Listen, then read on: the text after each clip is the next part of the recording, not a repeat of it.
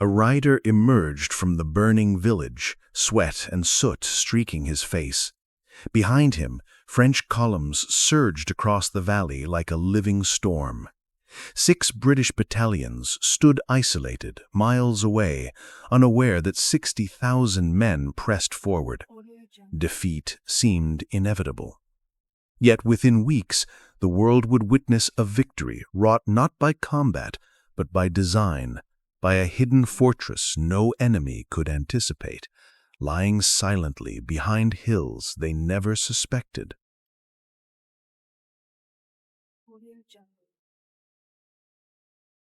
It was 1810. Portugal trembled beneath Napoleon's relentless march. Marshal Massena commanded a vast army sweeping toward Lisbon. Villages emptied, fields burned. Only a small British-Portuguese force blocked the way, commanded by Arthur Wellesley, future Duke of Wellington. Few understood his plan. None could see the trap ahead. Behind the hills, something enormous waited in silence. 30 miles of hidden fortifications, the lines of Torres Vedras. These walls, built in secret, would stop the greatest army in Europe.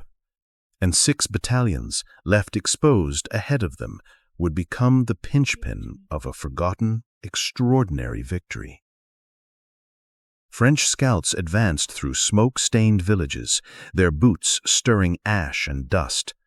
The countryside reeked of fire and fear. Every mile revealed empty farms, stripped fields, and abandoned livestock.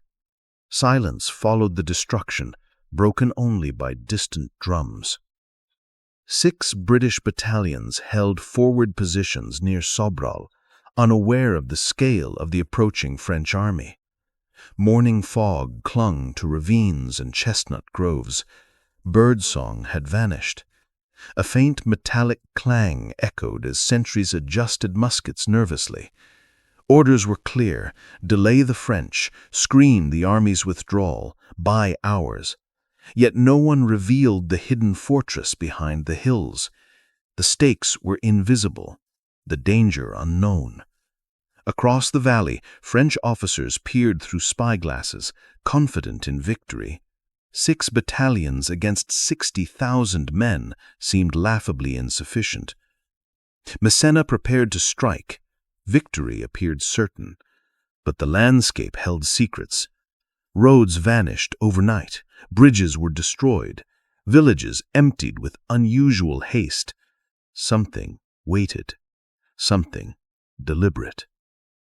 The French advanced, the British braced, and the first act of a silent, unseen battle was about to begin.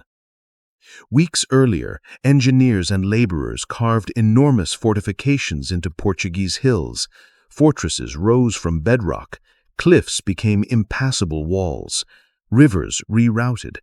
Every ridge and valley was reshaped with precision. These were the lines of Torres Vedras, 30 miles of unseen defenses. The French suspected nothing. Even many British officers had no knowledge of their full scale. Wellington kept the plans secret with absolute discipline. Orders were whispered, maps locked away. Only engineers and select officers knew the true battlefield. Portuguese workers labored at night, hauling stones through mist and fog. Militia guarded passes fiercely. Every path to Lisbon transformed into a funnel, a trap waiting for 60,000 men. Now, as the French approached, the 6 battalions ahead were bait. Their mission: hold long enough to lure Massena forward. The enemy studied maps, saw no danger, imagined an easy path to Lisbon. Small clues unsettled them: empty storehouses, fresh trenches and palisades hidden beneath brush. Peasants fled with impossible speed, yet Massena advanced confidently. Night fell. British lanterns flickered behind makeshift barricades. Cold air carried the distant rumble of thousands of marching men. The true battlefield, vast and deadly, remained invisible behind the hills. Time was running out. Dawn broke. The French unleashed their assault. Cannon fire shook the hills. Shells scattered dirt across British positions. The 6 battalions fired volleys with grim determination. French skirmishers pushed forward, bayonets glinting through rising smoke. Every minute gained was vital. Every breath counted. The British held, buying precious hours for the main army's retreat behind the unseen lines. Pressure mounted, ammunition dwindled. French columns tightened their grip. Retreat became inevitable. Officers ordered a calm, measured withdrawal. No panic. Every step led them closer to the hidden fortresses. The French surged triumphantly, believing victory was at hand. Messengers reported collapsing resistance, and Massena imagined Lisbon nearly won. Then the landscape changed. Paths twisted unnaturally. Walls appeared where none should exist. Hidden ridges revealed fort after fort, battery after battery. Massena's army froze. What had seemed like a straight path now became a nightmare. The lines of Torres Vedras revealed themselves in chilling silence. For the first time, Napoleon's veteran commander understood he had been trapped. Not by musket fire, not by cavalry, but by an unseen fortress designed to crush him without battle. The French halted instinctively. Soldiers stared in disbelief at the vast network of walls and forts stretching across the ridges. Every hill bristled with artillery. Every approach offered interlocking fields of fire. Escape seemed impossible. Engineers scrambled to comprehend the scale of construction. Confusion and anger swept through the officers. Massena realized, with growing dread, that his army had walked directly into a trap. Inside the lines, British artillery crews moved with calm precision. Cannons were adjusted, signals rose from one fort and answered across miles of prepared positions. Every movement had been calculated. The 6 battalions, left ahead as bait, had fulfilled their purpose. The hidden lines had been activated perfectly. Massena's 60,000 men could advance no further. Weeks passed. Food ran out. The French army, once proud and confident, faced starvation and disease. Civilians were safely behind the lines, leaving no supplies for the invaders. Horses died in staggering numbers. Soldiers scavenged leaves, roots, anything edible. Discipline frayed, quarrels erupted, and desertion became common. Storms battered tents and exposed positions. Mud clogged muskets. Tents collapsed under relentless rain. Men argued, collapsed, and slipped silently into the forests. The once mighty French advance slowed to a grim, agonizing crawl. Each day, hunger and despair killed more than bullets ever could.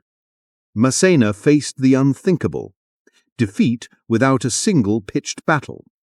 Pride and strategy alike crumbled beneath the invisible power of Wellington's preparation. The French army, trapped in a fortress they could not see, had no way forward. The lines of Torres Vedras had achieved a victory unlike any other, silent, methodical, and devastating. 6 battalions had bought time, patience had amplified power, and a meticulously hidden defensive network had reshaped the course of the Peninsular War forever. Napoleon's finest army had been undone not by battle, but by foresight, discipline, and the quiet genius of a commander who understood that sometimes the greatest weapon is the one the enemy cannot see. The retreat began. French soldiers moved like shadows, hollow-eyed and broken by hunger, exposure, and relentless weather. Their casualties numbered in the tens of thousands, not from musket fire, not from cannon, but by design. Every mile revealed deserted villages, scorched fields, and the eerie silence of a campaign undone. The British advanced steadily, untouched, allowing strategy and nature to finish what courage alone could not. Villages slowly returned to life. Portuguese families reclaimed homes abandoned in fear. Fields once stripped bare began to recover, and the rhythm of ordinary life returned to the hills and valleys. Massena's reputation lay in ruins. Napoleon removed him from command, a rare public admission of failure. Across Europe, the aura of French invincibility fractured. The Peninsular War's momentum shifted decisively towards Britain, emboldening allies and reshaping the conflict. The 6 battalions at the forefront of the lines became enduring symbols of discipline, endurance, and strategic patience. They had held their ground long enough for a hidden fortress to awaken, a fortress that decimated an army without a single shot fired. Their stand exemplified how small, determined forces could influence the fate of nations. This aftermath was not measured in victories or trophies, but in the quiet, irreversible collapse of an army that had once seemed unstoppable. The lines of Torres Vedras had achieved what no battle could: the triumph of foresight, planning, and patience over raw force. The lines of Torres Vedras stand as silent monuments to Wellington's genius. They prove that wars are not always won by courage, numbers, or brute force. Preparation, intelligence, and terrain can strike deadlier than any musket. 6 battalions, placed ahead of massive forces, bought the time that changed Europe's fate. Massena's army, once unstoppable, crumbled without a single pitched battle. Starvation, disease, and despair replaced the sound of gunfire. Wellington's foresight preserved Portugal, shattered French morale, and reshaped the Peninsular War.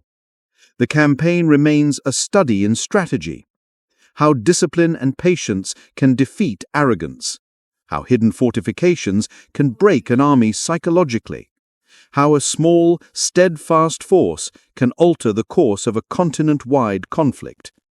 Even today, the lines exemplify the power of invisible strategy and the quiet brilliance of planning. They remind historians and military leaders alike that ingenuity often outweighs strength, and foresight can achieve what sheer force cannot. This forgotten victory was not won with blood on the field, but with design, patience, and the steady courage of those who understood that preparation itself can defeat the greatest army. And in that silence, the world learned a lesson Napoleon never anticipated. If this story amazed you, like and subscribe for more cinematic British Army history. Comment below. Do you think this was Wellington's greatest victory, or does another campaign surpass it? Your thoughts could shape future episodes. Turn on notifications to explore more forgotten battles, unseen strategies, and heroic actions that history almost forgot. Join us in uncovering the hidden moments that shaped empires and the men who made them. If this story amazed you, like and subscribe for more cinematic British Army history. Comment below. Do you think this was Wellington's greatest victory, or does another campaign surpass it? Your thoughts could shape future episodes. Turn on notifications to explore more forgotten battles, unseen strategies, and heroic actions that history almost forgot. Join us in uncovering the hidden moments that shaped empires and the men who made them.